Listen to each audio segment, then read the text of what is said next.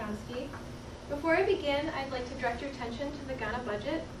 I know that these are some rather large numbers, and I want to let you know that these are adjusted, and I will tell you how and why in just a moment.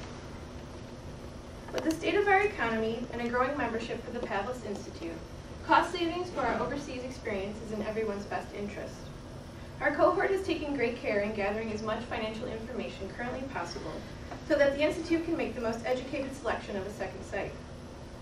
If I could draw your attention back to the Ghana budget, Paige Hackney was kind enough to supply our cohort with the Pavlis current Ghana numbers. We have adjusted these numbers to account for all 13 students. As we know, the Sustainable Ghana project is only for a small group of 4 or 5 students, so the total for 13 students has been made only for comparison's sake. Current cost per student to go to Ghana is $4,402. As stated earlier, Malta has presented itself as a possible second site. If you look underneath the airfare section, there are multiple rates listed. We wanted to provide as many price-reducing options as currently possible, so ticket prices from larger airports have been included. Since many Pavlis students have families within driving distance to these airports, we believe the opportunity exists for the Pavlis Institute to use this option. Students have also discussed fundraising to cover additional costs. These ticket prices, along with federal mileage rates to these locations, have been included for comparison. Other costs like food, lodging, and in-country travel are roughly estimated, some using Ghana numbers. This is because more detailed information is not available at this time. Estimated individual student cost for Malta is $5,105.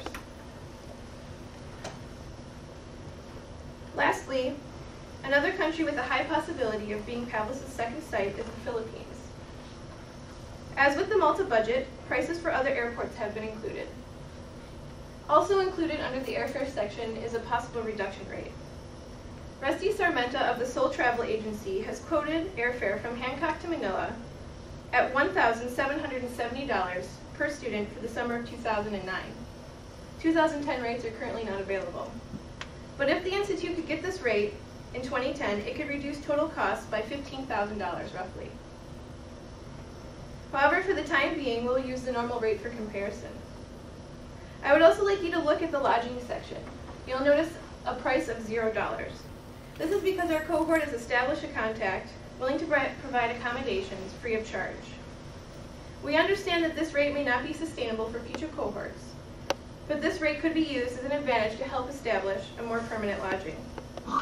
As with the Malta budget, rates for travel and project materials are based on the Ghana budget until more information regarding our projects becomes available. Estimated cost per student for the Philippines is $4,474.